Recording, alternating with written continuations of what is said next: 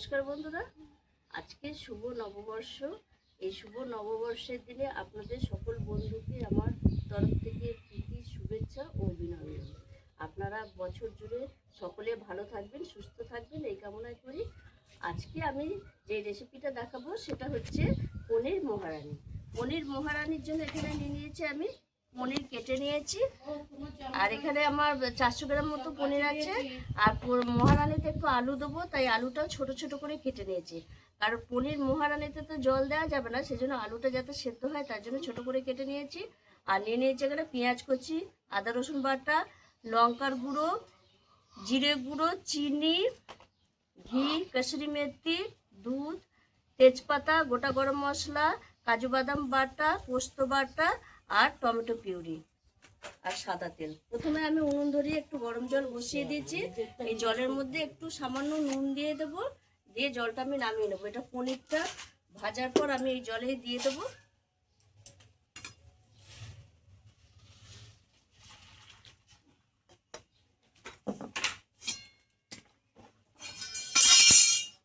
এবার আমি কড়াইটা ফুটে কড়াইয়ে দিয়ে দেবো তেল পনির ভাজার জন্য।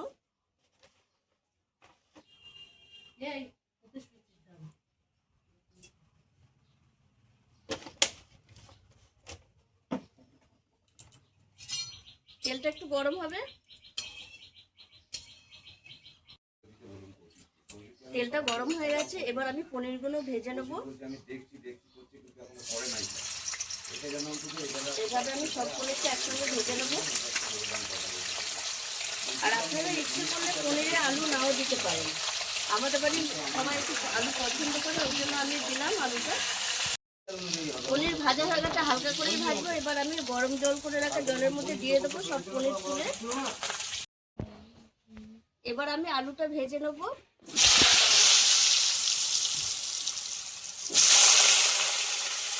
আলুটা ভেজে তুলে রাখবো।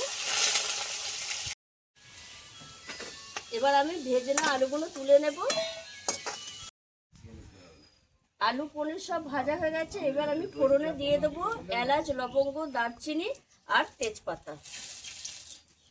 দিয়ে দেবো পেঁয়াজ কুচি। এই রান্নাতে আমি জল দেবো না।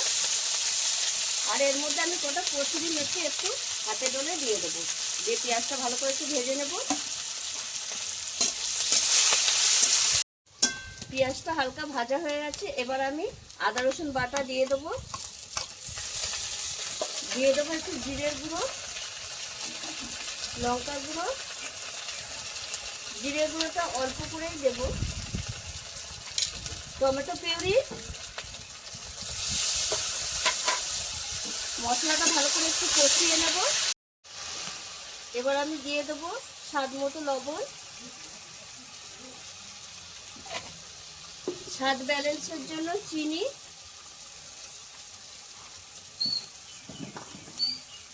পোস্ত বাটা, কাজু বাদাম বাটা,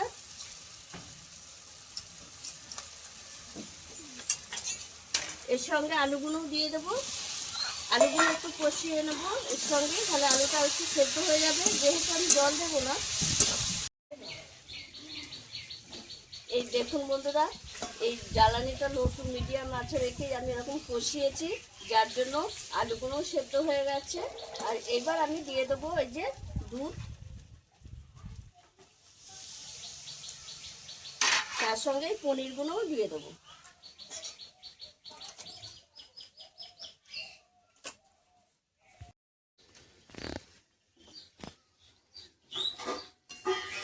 দেখুন বন্ধুরা, হয়ে গেছে আমার পনির মহারানি। আর একদম আলু সেদ্ধ হয়ে গেছে, আর ঝোলটাও ঠিকঠাকই আছে, এরকম মাখা মাখাই হবে। এবার আমি নামাবার আগে দিয়ে দেবো ঘি,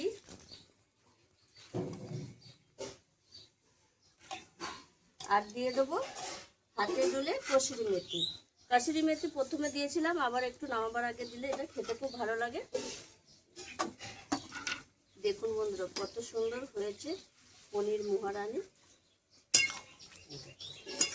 এবার আমি নামিয়ে নেব।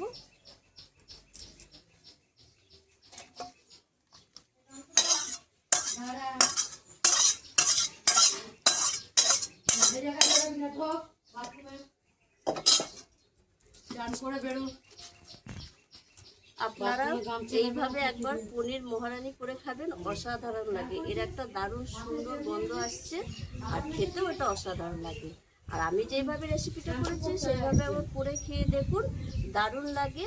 আর আমার এই ভিডিওটা যদি আপনাদের ভালো লেগে থাকে তাহলে লাইক করবেন, শেয়ার করবেন, সাবস্ক্রাইব করবেন। আবার দেখা হবে আগামী ভিডিও।